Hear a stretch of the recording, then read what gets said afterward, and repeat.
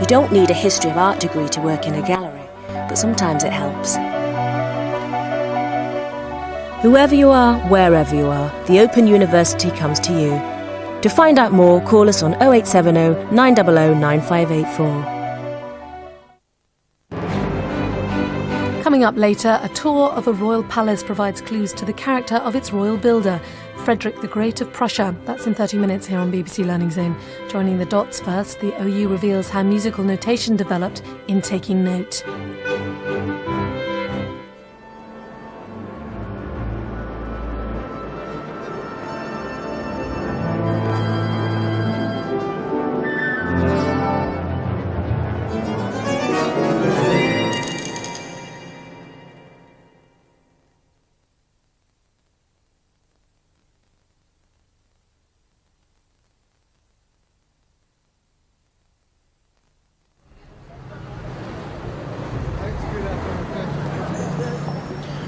We perhaps take it for granted that if we want to read or perform a particular piece of Western art music, we can walk into a shop and buy a copy of it.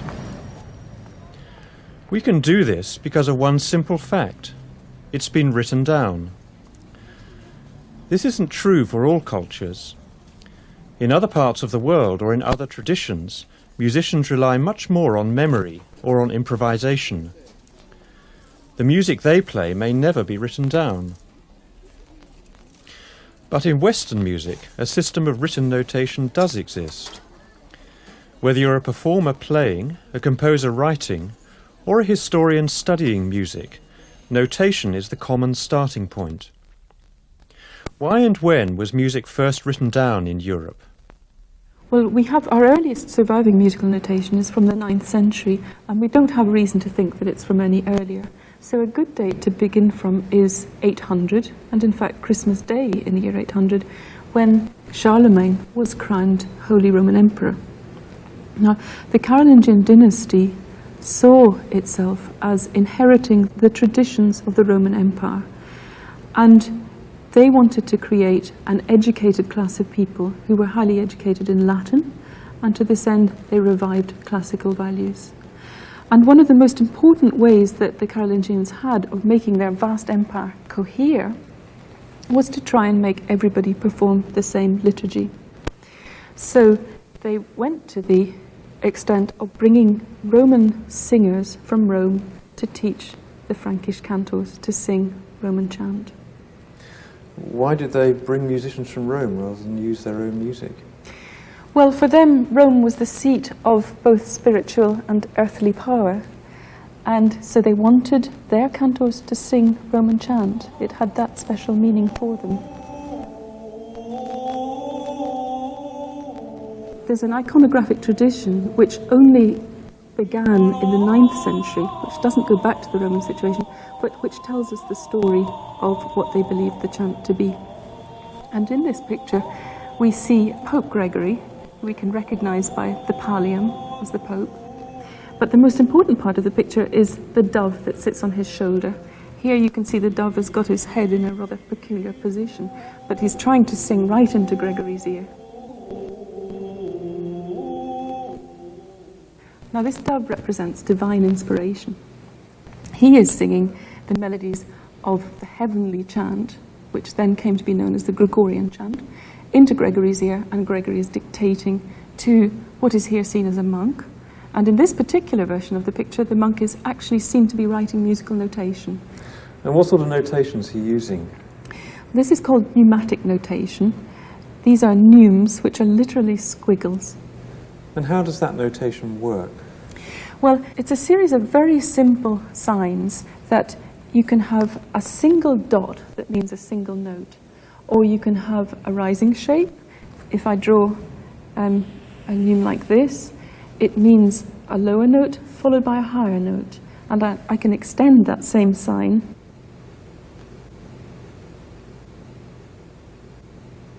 to mean a lower note followed by a higher note followed by another lower note. So it gives a general idea of the pitch pattern. And how widespread was the notation? Was it used all over Europe?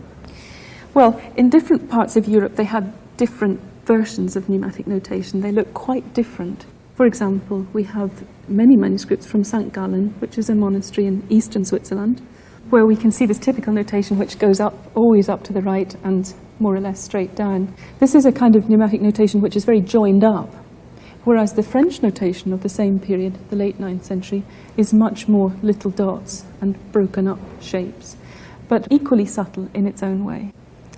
And the notation which we know from England is again very special and very calligraphic, beautifully written.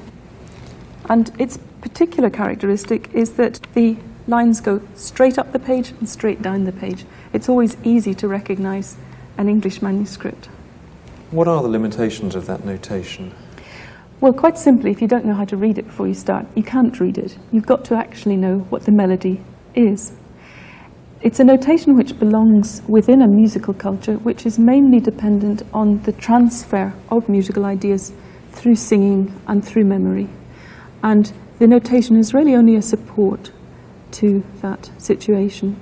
So when you see the notation, you're reminded of what the melodic shape is. Of course, the other limitation is that this notation doesn't have precise rhythmic measurement in it. This isn't quite as difficult as it might first seem, because the rhythm comes from the way the text is shaped, from the natural accentuation of the text, and there are also subtleties of rhythmic expression actually notated in the music. So, for example, a little line across the top of a neume means sing this note a little bit longer.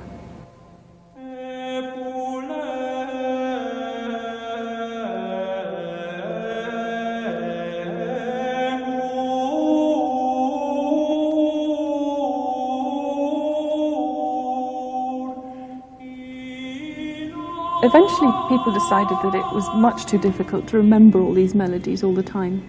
It took 10 years for a cantor to learn all the melodies of the liturgical chant. So, in the early 11th century, the idea emerged that pitch could be notated in a more exact way, and we find manuscripts which have lines, the stave, which show the exact pitches of the individual notes. Now, once this stave notation had been invented, it took a cantor only 3 years to learn, so it really revolutionized musical education. And does that notation tell us anything about the rhythm? No, it tells us no more about the rhythm than the older pneumatic notation told us. But in fact, as long as people were singing that kind of music, there was no problem, because they knew what the rhythm was, and they could read the text, and they could understand the accentuation, and so on. But when the musical culture developed in a different way, and composers wanted to compose music and for singers to sing it, that was much more sophisticated and interlocking in a rhythmic sense, then they really needed a rhythmic notation. So where did that development take place? Well, that takes us to Paris and to the building of Notre Dame, which was begun in 1160, the same building that we have today.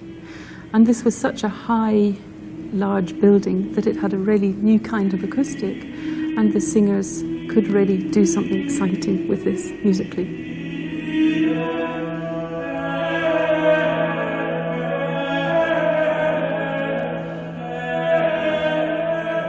This is where we find the first great repertory of polyphony, that is, music that involves people singing different things at the same time.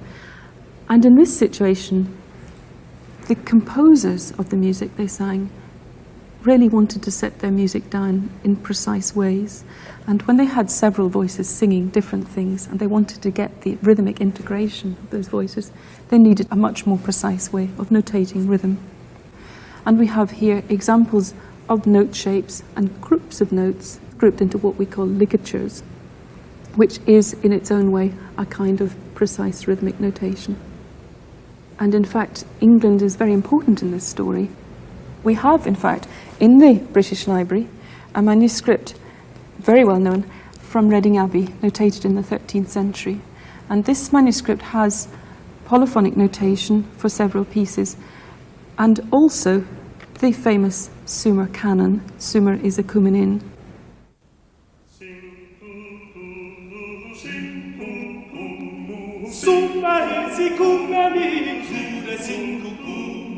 Stroweth sail and bloweth mail and springs the wood and sing to. Here you can see how this notation works very simply, because you can see long notes, that is square notes with a tail down on the right hand side, and short notes, that is notes written slightly sideways. And the long notes are twice as long as the short notes, so that the music simply goes dun da dun da dun da dun. So this is actually very easy to sing.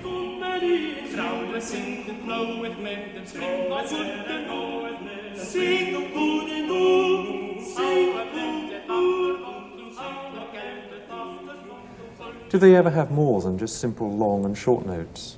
Yes, things got very complicated pretty soon. When we get to the 14th century, we find composers doing ever more interesting things musically and building pieces of music which have layer upon layer upon layer of complication. Now, one of the most special manuscripts that we have from the Middle Ages in England is known as Old Hall.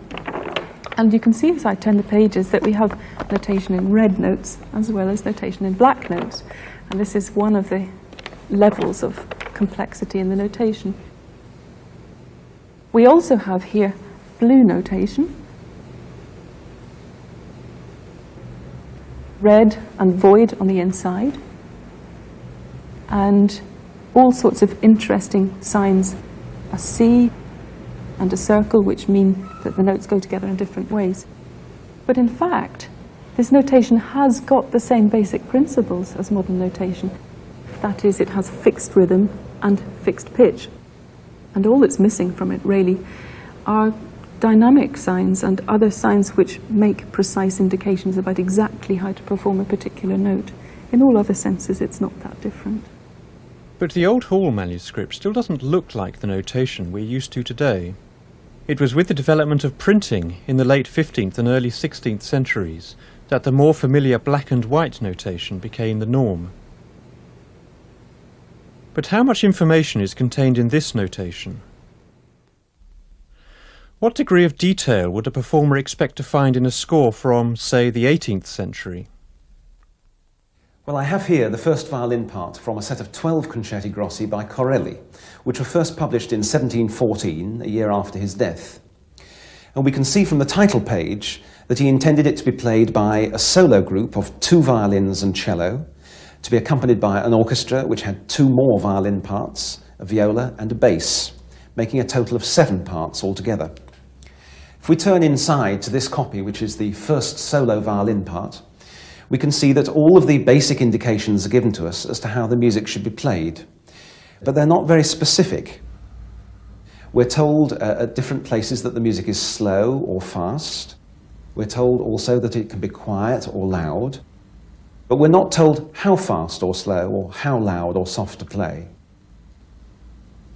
There are an awful lot of decisions which have to be made about the phrasing of the music and the way in which its character is going to come across best, which have to come across in some kind of interpretive decisions which are not given to us in the notation.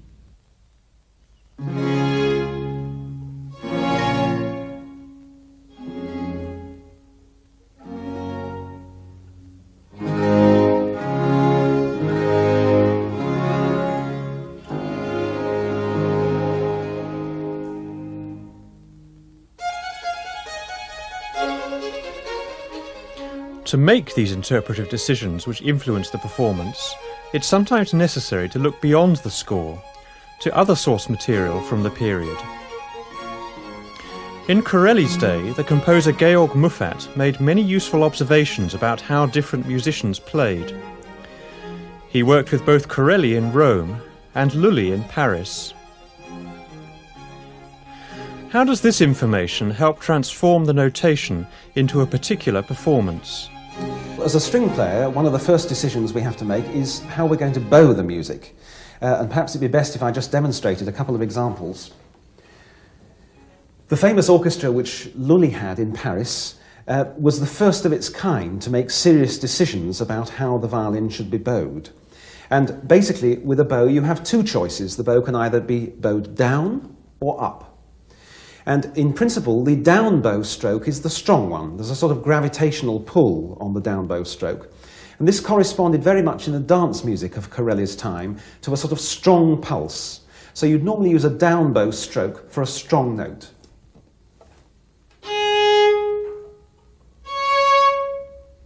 And correspondingly, you'd use an up bow stroke when the note is a little lighter.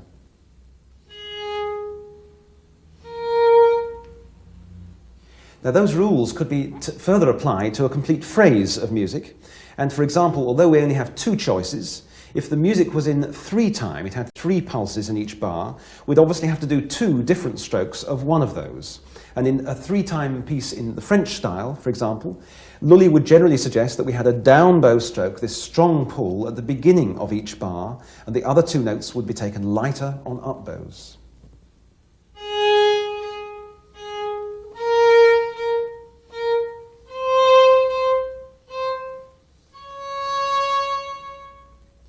Now, we know from the writings of Muffat, who also worked with Corelli in Rome, that they tended to bow much more back and forth in the Italian style. They had a slightly longer bow and they liked a slightly longer sounding phrase. So a player for Corelli might well have played that same music like this.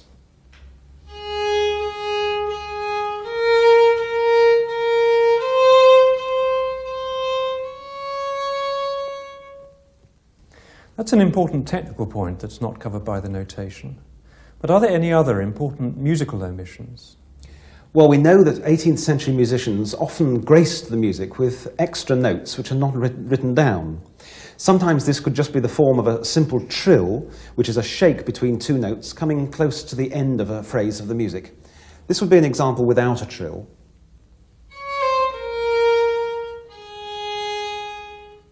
And it would probably be played like this.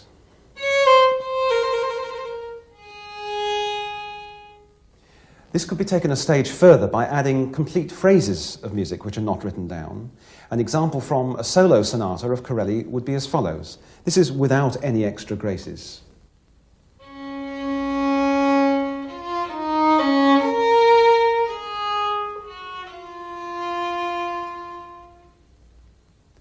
And this is how it might have sounded with Corelli's own graces.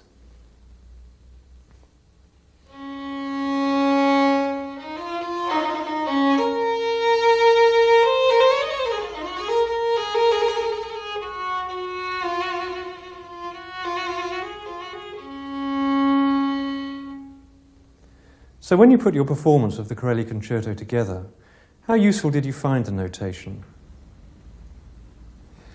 Well, as we've seen, the notation was the essential starting point from which we could begin our interpretation, but it does still leave quite a lot of room for flexibility.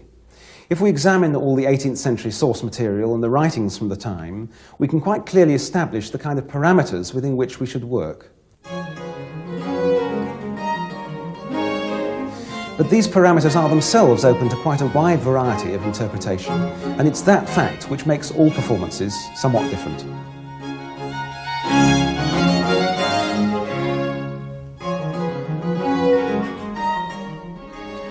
Notation in Corelli's day, then, still left quite a lot of flexibility in performance. But that was 300 years ago. Since then, composers have tended to become more specific in the directions they give in the notation.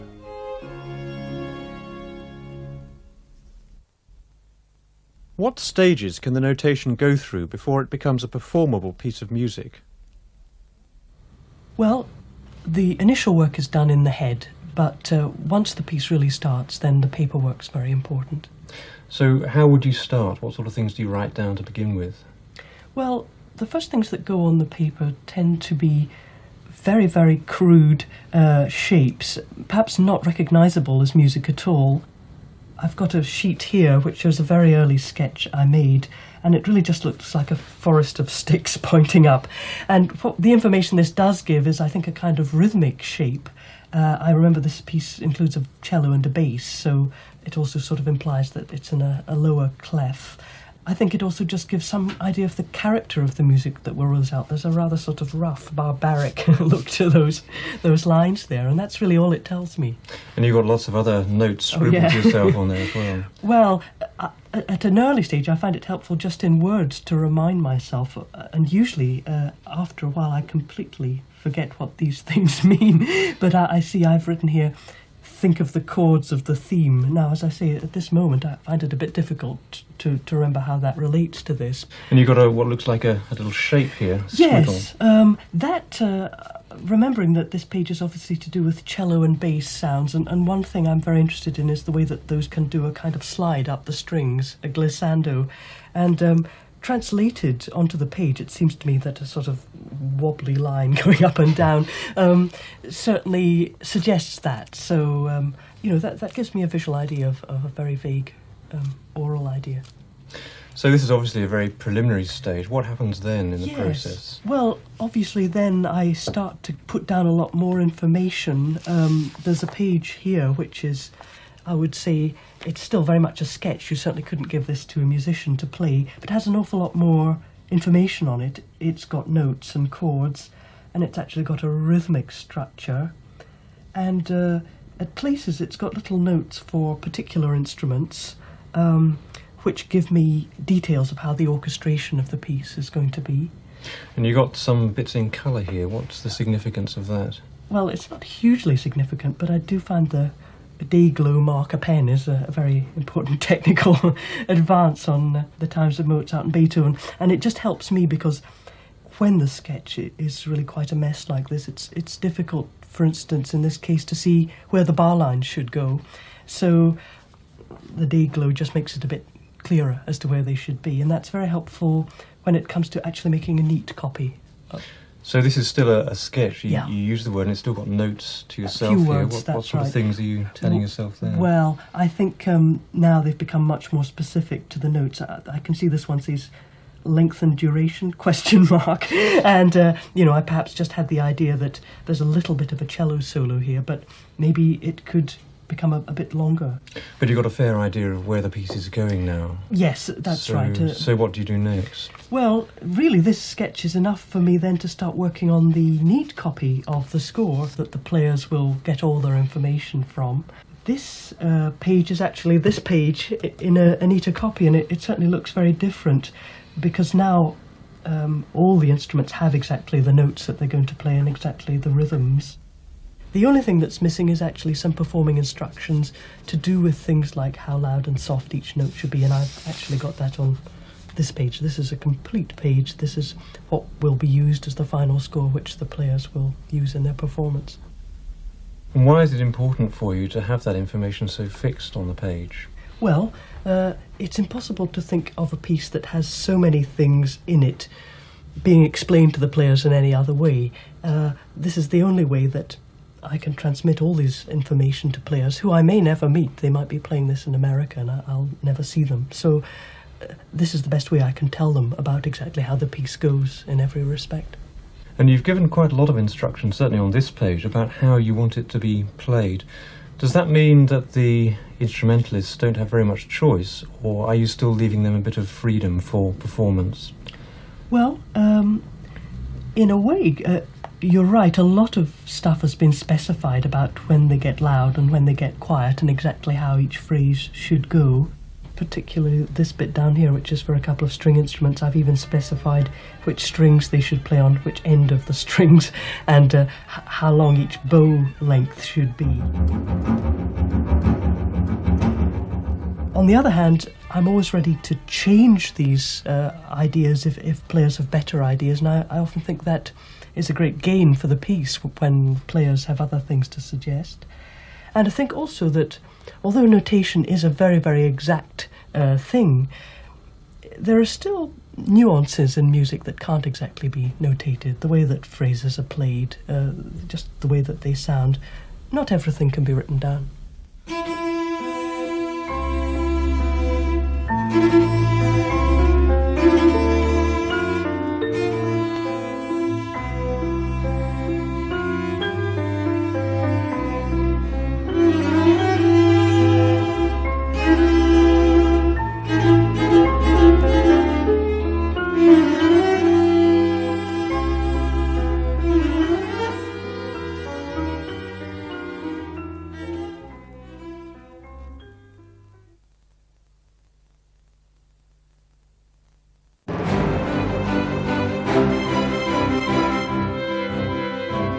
The music continues now on BBC Learning Zone with a brief interlude in the company of Peter Frankel, concert pianist.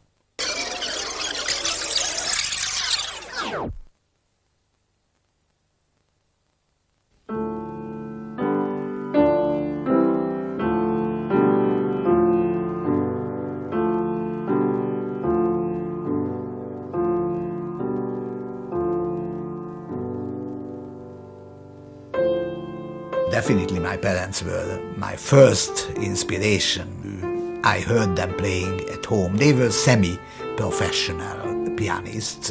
They went on in life to do other things, but my father died when I was not yet 10 years old during the war, and my mother had great difficulty to bring us up. I have a sister 8 years younger, so one of the piano had to go. But it was all right because, as I said, the flat was very small, and so we didn't play two pianos any longer.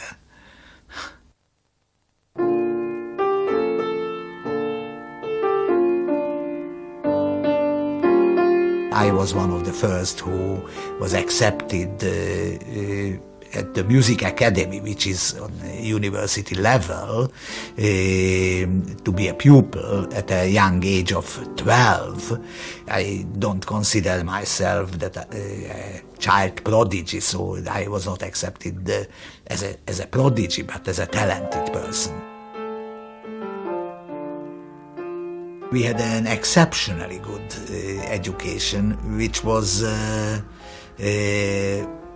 partly due to the fact that at that time there were great musicians, not only in my case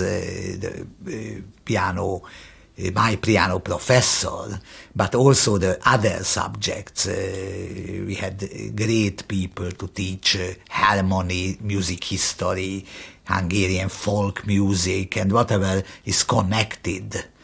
Chamber music as well. We had great musicians to teach us. And of course we were very much concentrating that time on our education, because that was in a way our refuge.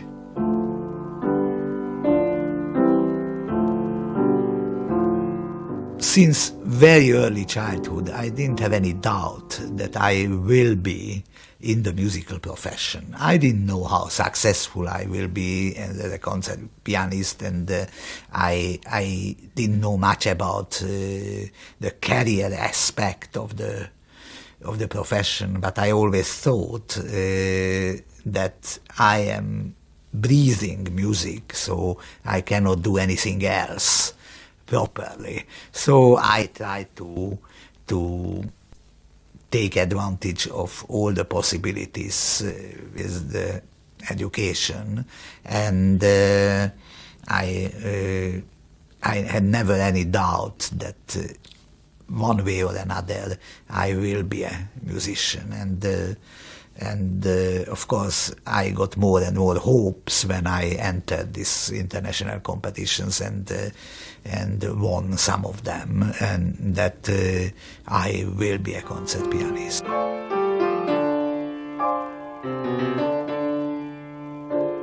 I feel very close to Bartók, and although he became an international composer, and many non-Hungarians can play and give justice to Bartók works, but I still feel that there is still a Hungarian element, which is of course an advantage if you are a Hungarian.